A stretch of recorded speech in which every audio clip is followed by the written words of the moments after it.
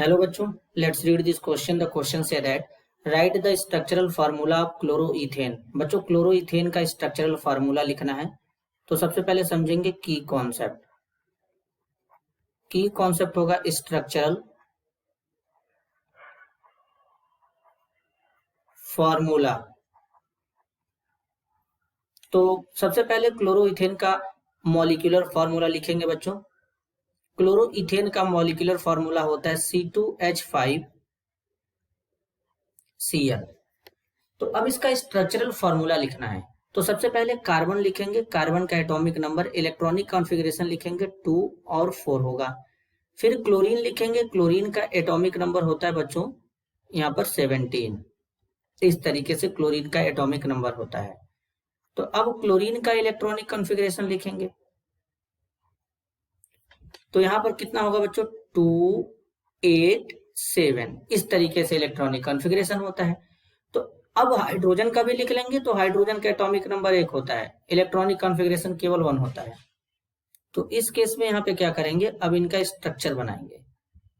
तो बच्चों यहाँ पर C2H5Cl है। तो सबसे पहले इस तरीके से एक कार्बन 2 कार्बन लगा देंगे बच्चों।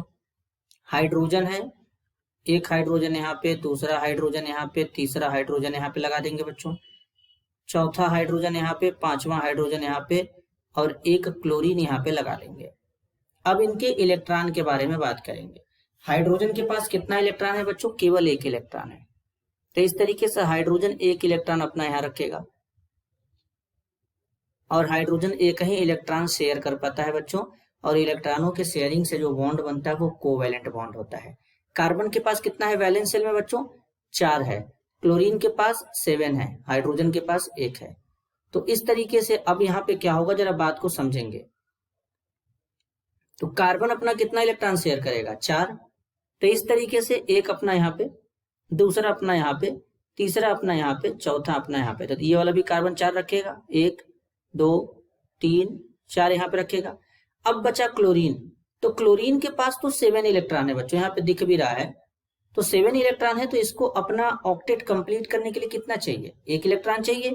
तो यानी 1 इलेक्ट्रॉन ये शेयर कर लेगा, बाकी तो इसके इलेक्ट्रॉन इस तरीके से बचे रहेंगे और 1 इलेक्ट्रॉन यहाँ पे शेयर कर लेगा। तो इस तरीके से यहाँ पे इलेक्ट्रॉन शेयर होंगे। तो शेयर होने के बाद यहाँ पर बच्चों बॉन्ड बन जाता है।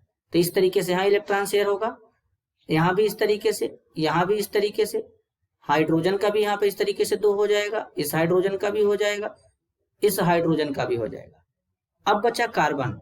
तो कार्बन किस तरीके से करेगा, तो कार्बन अपना इस तरीके से इलेक्ट्रॉन को शेयर कर लेगा या। तो इसी तरीके से बच्चों इस कार्बन के लिए भी क्या होगा, इस तरीके से होगा, यहाँ पे इस तरीके से। यहाँ पे 2 2 4 2 6 2 8 इलेक्ट्रॉन शेयर हो जाएंगे। तब इसके लिए स्ट्रक्चरल फार्मूला बनाएंगे। तो इस तरीके से कार्बन हो जाएगा, फिर दूसरे कार्बन के बीच में सिंगल बॉन्ड बनेगा क्योंकि एक एक इलेक्ट्रॉन शेयर हुए हैं। क्लोरीन भी इस तरीके से सिंगल बॉन्ड से ही जुड़ेगा, हाइड्रोजन भी इस तरीके से सिंगल बॉन्ड से जुड़ेगा। तो बच्चों इस तरीके से यहाँ पर ये इसका स्ट्रक्चरल फार्मूला हो जाएगा CH3CH2Cl, जिसको क्या कहते हैं बच्चों, क्लोरोइथेन, या इसको दूसरे फॉर्म में C2H5Cl भी लिख सकते हैं। तो ये प्रॉपर इसका एक्सप्लेनेशन होगा। This is your answer. I hope you understood it well. All the best.